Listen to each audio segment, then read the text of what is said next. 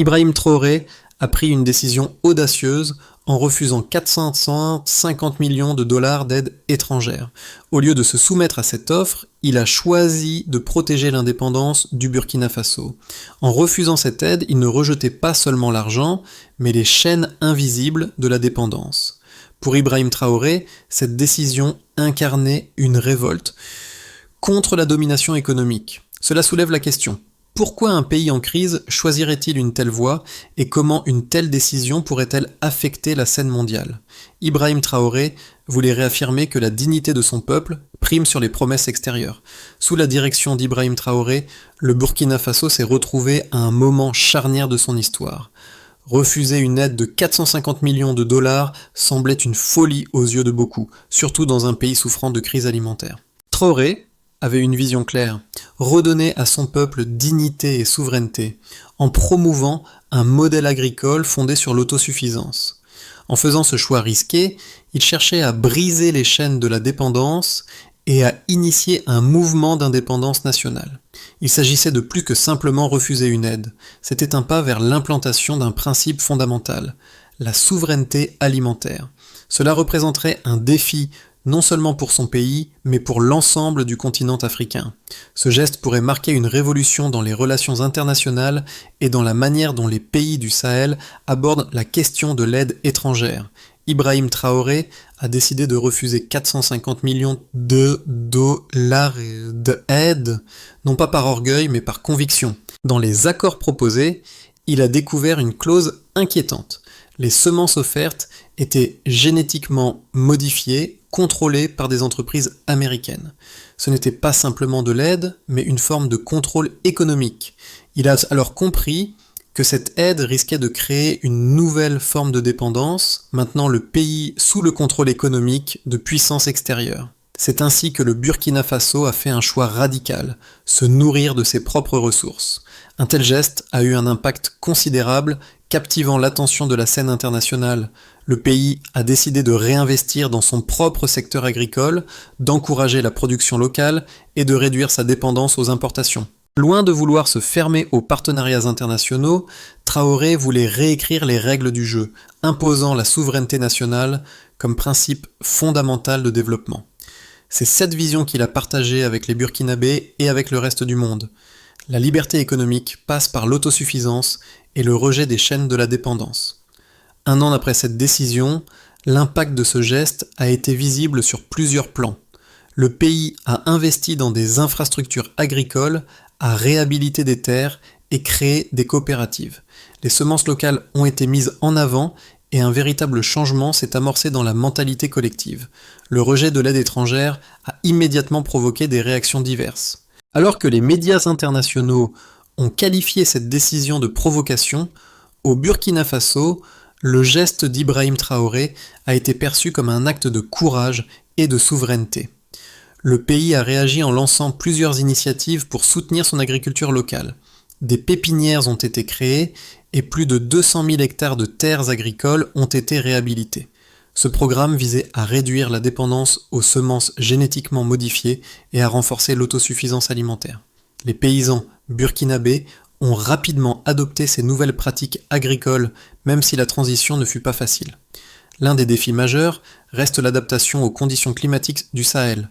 Cependant, la résilience des producteurs locaux a été mise à l'épreuve et les résultats sont prometteurs. L'augmentation des coopératives agricoles a permis une meilleure organisation des producteurs, renforçant ainsi leur pouvoir de négociation et leur accès aux ressources nécessaires pour augmenter leur productivité. Ces résultats, bien que modestes au début, ont marqué le début d'une nouvelle ère pour l'agriculture burkinabé. Le projet de souveraineté alimentaire d'Ibrahim Traoré repose sur une série de mesures concrètes visant à rendre le pays autosuffisant. Les réformes agricoles ont débuté par la réhabilitation de terres agricoles dégradées. Plus de 200 000 hectares ont été réhabilités, permettant ainsi de renforcer la capacité de production nationale. Ce projet a été accompagné par la création de 12 pépinières de semences locales, adaptées aux conditions climatiques du Sahel. Ces semences, qui étaient auparavant rares, sont désormais produites localement, réduisant ainsi la dépendance à l'égard des importations. Les coopératives agricoles, soutenues par des subventions et des exonérations fiscales ont vu leur nombre augmenter de manière significative. Ces coopératives ont également permis d'inciter les jeunes à se réengager dans le secteur agricole, une dynamique importante pour assurer la pérennité du modèle. De plus, le gouvernement a mis en place des programmes de formation pour améliorer les compétences des agriculteurs et les aider à faire face aux défis climatiques. La sécurité alimentaire s'est améliorée, même si des défis subsistent. En moins de 2 ans, la part des importations alimentaires a diminué de 18%, ce qui a permis de renforcer la balance commerciale du pays. Les premiers signes de succès sont là, bien que le chemin reste semé d'embûches. Ibrahim Traoré a su convaincre son peuple qu'il était possible de bâtir un avenir plus autonome, même en prenant des risques considérables. Les résultats quantitatifs de l'initiative de souveraineté alimentaire ont commencé à se manifester après 1 an d'efforts. Le nombre de pépinières de semences locales a atteint 12 et plus de 70% des semences utilisées par les agriculteurs proviennent désormais de ces pépinières, renforçant la résilience de l'agriculture locale face aux sécheresses. En parallèle, la réhabilitation de plus de 200 000 hectares de terres agricoles a permis d'améliorer les rendements dans plusieurs régions. Ces initiatives ont également permis d'augmenter la diversité des cultures en fonction des besoins locaux. Selon les données du ministère de l'Agriculture, la production alimentaire du pays a augmenté de 15% au cours de la première année de mise en œuvre du projet. Cette augmentation de la production a eu un impact direct sur les revenus des producteurs locaux, avec une hausse moyenne de 12% des revenus dans les zones pilotes. Ce succès a été particulièrement important pour les jeunes agriculteurs car il a prouvé qu'il était possible de faire carrière dans l'agriculture et de gagner sa vie grâce à des méthodes durables. L'augmentation des coopératives agricoles, qui sont passées de 1000 à plus de 1500, a également facilité l'accès des paysans à des financements et à des formations. Cela a permis d'organiser la production de manière plus efficiente et d'offrir un meilleur soutien aux agriculteurs, notamment les femmes, qui représentent plus de 40% des membres de ces coopératives. Il existe 2 opinions diamétralement opposées concernant la politique de souveraineté alimentaire du Burkina Faso. D'un côté, les critiques soulignent les risques économiques de ce choix radical. Ils affirment que le refus de l'aide étrangère pourrait entraîner une crise alimentaire immédiate et empêcher le pays de se moderniser. Sans l'aide extérieure, notamment en matière de semences génétiquement modifiées, le Burkina Faso pourrait se retrouver à la merci des conditions climatiques et de la faiblesse de ses infrastructures agricoles. De plus, les experts font remarquer que la dépendance à l'aide a permis à de nombreux pays africains de réaliser des avancées en matière d'infrastructures et de sécurité alimentaire, malgré les critiques des conditions imposées. D'autre part, les partisans de la politique de Traoré soulignent que le véritable problème ne réside pas dans la quantité d'aide reçue, mais dans le fait qu'elle impose des conditions de dépendance à long terme. La politique de souveraineté alimentaire permettrait de réduire cette dépendance et d'offrir au Burkina Faso une véritable autonomie. Selon eux, investir dans l'agriculture locale, soutenir la production de semences adaptées et créer des coopératives agricoles est un choix stratégique à long terme pour garantir la sécurité alimentaire et la dignité du pays. En outre, l'expérience de pays comme le Rwanda, qui a opté pour un modèle similaire d'autosuffisance alimentaire, démontre qu'un pays peut se remettre de la dépendance et réussir grâce à des politiques agricoles innovantes. En fin de compte, les résultats tangibles de la politique de Traoré, comme l'augmentation de la production alimentaire et l'amélioration de la résilience des agriculteurs, montrent qu'une telle stratégie est viable, même dans des conditions difficiles. Le choix d'Ibrahim Traoré n'a pas seulement été un acte politique, il a été une déclaration de souveraineté. Ce n'était pas un rejet de la coopération internationale, mais un appel à des relations plus équilibrées, fondées sur le respect de la dignité et de l'indépendance. 1 an après cette décision audacieuse, les résultats sont clairs. Le Burkina Faso a commencé à produire plus de nourriture localement, en réduisant sa dépendance aux importations. Les paysans ont adopté de nouvelles techniques agricoles, les coopératives ont renforcé la solidarité locale et les premiers signes de prospérité commencent à se manifester. Cependant, des défis subsistent, notamment les effets du changement climatique sur les rendements agricoles. Mais le projet de souveraineté alimentaire a déjà permis de changer la manière dont les Burkinabés envisagent leur avenir, non plus comme une dépendance vis-à-vis de l'aide extérieure, mais comme une nation capable de se nourrir elle-même. Les résultats concrets de la politique de souveraineté alimentaire sont visibles dans plusieurs domaines clés. Sur le plan agricole, le Burkina Faso a réussi à réhabiliter plus de 200 000 hectares de terres agricoles, permettant une augmentation de la production alimentaire de 15%. En outre, 12 pépinières de semences locales ont été créées, fournissant plus de 70% des semences utilisées dans le pays. Cette production locale de semences réduit la dépendance aux semences génétiquement modifiées et renforce la résilience de l'agriculture face aux sécheresses et aux conditions climatiques difficiles. Du point de vue économique, la réduction des importations alimentaires de 18% au cours de la première année de la politique a eu un impact direct sur la balance commerciale du pays. Cette diminution des importations a été accompagnée par une augmentation de la production locale, ce qui a permis de renforcer l'autosuffisance alimentaire et de stimuler l'économie locale. Les revenus des agriculteurs ont augmenté en moyenne de 12%, ce qui a renforcé la stabilité économique dans les régions rurales. Le modèle de souveraineté alimentaire a également eu des répercussions sociales positives. Les coopératives agricoles ont vu leur nombre augmenter de manière significative, avec plus de 1500 coopératives en activité et plus de 40% des membres sont des femmes. Cela a permis de renforcer l'autonomie des femmes rurales et de leur offrir de nouvelles opportunités économiques. Le secteur agricole est devenu un pilier de la croissance économique et de nombreux jeunes ont choisi de rester dans les villages et de s'engager dans l'agriculture durable. L'avenir du Burkina Faso dans les 6 à 12 mois qui suivront cette décision cruciale se divise en 3 scénarios possibles.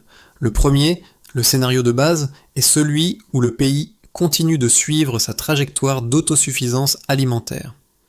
Si le gouvernement maintient ses investissements dans l'agriculture locale, le soutien aux coopératives et la réhabilitation des terres agricoles, le Burkina Faso pourrait atteindre une autosuffisance alimentaire partielle d'ici un an. Les rendements agricoles pourraient augmenter de manière significative, ce qui permettrait au pays de produire davantage de nourriture, réduisant ainsi la dépendance aux importations alimentaires. Ce scénario nécessite une gestion rigoureuse des ressources naturelles et des investissements constants dans les infrastructures agricoles. En outre, les conditions climatiques pourraient représenter un défi majeur, mais avec l'adoption de semences locales adaptées et des pratiques agricoles durables, il est possible que le pays devienne plus résilient face aux sécheresses et autres obstacles environnementaux. Le deuxième scénario est plus optimiste. Si le modèle burkinabé d'autosuffisance alimentaire devient un exemple à suivre pour d'autres pays de la région, le Burkina Faso pourrait initier une coopération régionale avec des pays comme le Mali et le Niger. Ces pays pourraient rejoindre le mouvement pour l'autosuffisance alimentaire, formant ainsi une coalition régionale d'agriculture durable. Une telle coopération pourrait non seulement renforcer la résilience de la région face aux crises climatiques, mais aussi offrir une alternative aux politiques agricoles imposées par les puissances extérieures. Le Burkina Faso pourrait ainsi devenir un modèle pour l'ensemble de l'Afrique, démontrant qu'il est possible de rompre avec la dépendance et de bâtir un avenir autonome, même dans un environnement difficile. Le troisième scénario, le plus sombre, envisage un échec de la politique agricole. Si les conditions climatiques se détériorent et que les investissements dans l'agriculture locale ne produisent pas les résultats escomptés, le pays pourrait faire face à une crise alimentaire. Les sécheresses répétées, l'inefficacité de certaines politiques et l'isolement diplomatique pourraient entraîner des tensions sociales et économiques. Ce scénario risquerait de remettre en question la validité du modèle de souveraineté alimentaire et de renforcer les critiques internationales. Cependant, même dans cette situation, Ibrahim Traoré resterait fidèle à son principe fondamental. La souveraineté du Burkina Faso ne doit pas être négociée, même au prix de sacrifices immédiats. L'histoire du Burkina Faso sous la direction d'Ibrahim Traoré va au-delà des frontières du pays et résonne dans toute l'Afrique. Cette décision audacieuse de refuser 450 millions de dollars d'aide étrangère soulève une question fondamentale. Jusqu'où un pays peut-il aller pour préserver sa dignité et sa souveraineté ? Si le Burkina Faso, un pays confronté à de graves défis économiques et environnementaux, peut prendre une telle décision, pourquoi d'autres pays africains ne pourraient-ils pas faire de même ? La question de la dépendance aux aides extérieures et de l'autosuffisance alimentaire devient cruciale pour l'avenir du continent. Pour les jeunes générations, ce modèle d'autosuffisance offre une nouvelle perspective. L'agriculture, loin d'être perçue comme une activité marginale, devient une source de fierté et d'indépendance économique. Le slogan « Nous mangeons ce que nous plantons » est devenu un cri de ralliement, un symbole d'unité et d'espoir pour ceux qui croient en la capacité de l'Afrique à se réapproprier son destin. Mais au-delà des frontières africaines, cette histoire interpelle également le reste du monde. Le refus de l'aide étrangère par le Burkina Faso invite à repenser les rapports de dépendance entre le Nord et le Sud. C'est un appel à repenser les modèles d'aide au développement et à promouvoir une véritable coopération basée sur le respect de l'autonomie des nations. Le choix de Traoré, bien que risqué, incarne l'idée qu'un pays peut se libérer de l'aide extérieure pour prendre en main son avenir sans se soumettre aux diktats économiques mondiaux. Pour que le modèle de souveraineté alimentaire porté par Ibrahim Traoré devienne une réalité durable, plusieurs étapes stratégiques doivent être mises en place. La première étape consiste à poursuivre la réhabilitation des terres agricoles et à renforcer la production de semences locales adaptées aux conditions du Sahel. En investissant davantage dans les infrastructures agricoles, comme les systèmes d'irrigation, le pays pourra améliorer ses rendements et réduire sa vulnérabilité aux sécheresses. Le soutien aux paysans, à travers la formation continue et l'accès au financement, doit également être au cœur de ce processus. La deuxième étape consiste à renforcer les coopératives agricoles en facilitant leur accès aux ressources, aux technologies agricoles modernes et aux marchés locaux. Ces coopératives joueront un rôle clé dans l'organisation de la production et dans le renforcement de la solidarité entre les producteurs. Elles permettront également de créer des liens commerciaux plus solides entre les différents acteurs du secteur agricole, contribuant ainsi à la stabilité économique et à l'autosuffisance alimentaire. La troisième étape est l'intégration des jeunes dans le secteur agricole. Le Burkina Faso doit encourager la jeunesse à s'investir dans l'agriculture durable en leur offrant des formations spécialisées, des financements adaptés et des opportunités d'emploi dans les zones rurales. En réorientant les jeunes vers les coopératives agricoles, le pays pourra créer un vivier de talents capables de faire face aux défis agricoles à long terme. En fin de compte, pour garantir la pérennité du modèle de souveraineté alimentaire, le Burkina Faso devra renforcer ses partenariats régionaux avec les pays voisins et travailler ensemble à une autosuffisance alimentaire régionale. La coopération entre le Burkina Faso, le Mali et le Niger pourrait créer un modèle de résilience face aux crises économiques et climatiques, tout en renforçant l'indépendance des pays de la région. Un an après avoir pris la décision audacieuse de rejeter l'aide étrangère, Ibrahim Traoré se tient dans les champs de Koudou, là où tout a commencé. Bata. Ce même sol qu'il avait juré de défendre, refusant de le vendre pour quelques millions de dollars, est devenu le symbole d'un Burkina Faso qui a su se réapproprier son destin. Les paysans, les femmes, les jeunes, tous chantent. Chaque graine est un acte de foi, un hymne à la souveraineté retrouvée. Le sol de Koudou, nourri par la sueur des Burkinabés, porte désormais l'espoir d'une nation libre et fière. Ibrahim Traoré, agenouillé dans la poussière rouge, regarde la terre qui a changé le cours de l'histoire du pays. C'est un geste symbolique, mais aussi un rappel puissant de la dignité retrouvée. Ce sol, qu'il avait voulu préserver contre vent et marée, est devenu le témoignage d'une révolution silencieuse. Voilà notre avenir, murmure Ibrahim Traoré, les yeux fixés sur l'horizon. Le pays qui a osé défier la dépendance a planté les graines d'un avenir plus souverain. Le Burkina Faso a sémé sa liberté. À nous maintenant d'arroser la nôtre. Partagez cette histoire si vous pensez qu'un avenir libre ne peut se construire qu'en se libérant des chaînes de la dépendance, parlez-en autour de vous. Le geste d'Ibrahim Traoré ne doit pas seulement être vu comme une décision politique, mais comme un appel à repenser notre façon de concevoir la coopération et le développement. Le Burkina Faso a montré qu'il est possible de réécrire les règles du jeu et de redonner à un peuple son indépendance et sa fierté. Partagez cette histoire, faites-la connaître, car chaque graine semée aujourd'hui pourrait devenir un arbre de liberté demain. Nous nourrissons ce que nous sommes.